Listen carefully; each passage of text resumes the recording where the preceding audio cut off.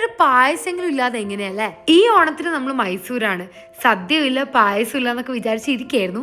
അപ്പം ഞാൻ ഇൻസ്റ്റാഗ്രാമിൽ വെറുതെ ഒരു പോൾ ഇട്ടു, എല്ലാവരുടെ വീട്ടിലും ഇന്ന് എന്താ ശർക്കര പായസമാണോ പാൽപ്പായസമാണോ. 90% ആൾക്കാർ പാൽപ്പായസത്തിന് വോട്ട് ചെയ്തു. എനിക്ക് പായസത്തിന് കൊതിയായി. അപ്പൊ തന്നെ ഞങ്ങൾ പോയി ഇൻസ്റ്റന്റ് പാലട മിക്സ് വാങ്ങി വന്നു. ഇതെങ്ങനെ ഉണ്ടാക്കാന്ന് വലിയ ഐഡിയ ഒന്നുമില്ല. ഇൻസ്ട്രക്ഷൻ വായിച്ചപ്പോൾ വളരെ സിമ്പിൾ ആണ്. ഇതിന്റെ ഉള്ളിൽ ഒരു തരം അട പഞ്ചസാര മിക്സ്, ഏകദേശം അടപ്രഥമന്റെ ടേസ്റ്റ് ഒക്കെ ഉണ്ട് ഇത് വെറുതെ കഴിക്കുമ്പോ തന്നെ. ഇപ്പോഴൊക്കെ എന്റെ മൈൻഡിൽ പാല് തിളക്കുന്നു, അടയിടുന്നു, ഇളക്കുന്നു. കുറച്ച് കഴിഞ്ഞ് നല്ല സീൻ പാലട പായസം പപ്പടം കൂട്ടിയൊരു അടി. ഇത്രയും മനക്കോട്ടൊക്കെ കെട്ടി ഞാൻ ഈ പാലട മിക്സ് ഒക്കെ ഇട്ട് ഉണ്ടാക്കി തുടങ്ങിക്കൊണ്ടിരിക്കുകയാണ്.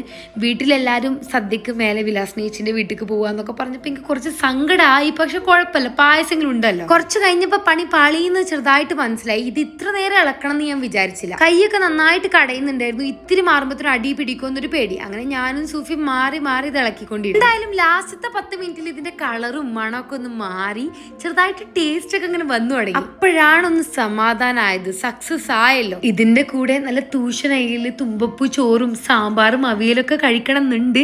പക്ഷെ അതിനുള്ള ഒരു ആവതൊന്നും എനിക്കില്ല. ഇത് ഞാൻ ഒറ്റക്ക് നിന്നോണ്ടിരുന്നപ്പോ എടുത്ത റൂമാണ്. ഇതില് 1, 2, 3 ചട്ടികൾ ഉണ്ടാവും ആകെ. ഇപ്പൊ സൂഫിയും കൂടി വന്നപ്പോ തന്നെ ഞങ്ങൾ ഇത് അഡ്ജസ്റ്റ് ചെയ്തുകൊണ്ടിരിക്കുക. എന്തായാലും പെട്ടെന്ന് പപ്പടം പൊരിച്ചു, നെയ്ച്ചോറ് ചിക്കൻ കറി വെച്ചു. അതെ, ഞങ്ങളൊരു കണ്ണൂരുകാരുടെ സദ്യയാണ് ഉദ്ദേശിച്ചത്. സദ്യയിലൊക്കെ എന്തിരിക്കുന്നു, പാലടയല്ലേ മെയിൻ. ഇനിയിപ്പോ അത് പറയാം. നെയ്ച്ചോറും ചിക്കൻ കറി ഒരു രക്ഷയില്ല. പക്ഷെ ഇതൊക്കെ ഉരുട്ടി വിട്ടു. കാരണം പാലടയിലേക്കാണ് മെയിൻ കോൺസെൻട്രേഷൻ. അങ്ങനെ കുറച്ച് പാലട ഒഴിച്ച് പപ്പടം വെച്ച് കൂട്ടി കുഴച്ചൊരു പിടിച്ചെന്റെ സാരേ. അപ്പൊ ഓണായിട്ട് എന്തൊക്കെയാണ് നിങ്ങളെ പരിപാടി, അതൊക്കെ എനിക്ക് കമന്റ്സിലൂടെ അറിയിക്കണം. നിങ്ങളെ കമന്റ്സ് ഒക്കെ വായിക്കാൻ എനിക്ക് ഭയങ്കര ഇഷ്ടമാണ്. ഞാൻ എന്തായാലും ഇന്ന് രാവിലെ വരെ അത്ര ഓക്കെ അല്ലായിരുന്നു. പാലട കിട്ടിയപ്പോൾ ഒരു 80% ഓക്കെ ആയി. അപ്പോൾ ഓക്കെ, ബൈ.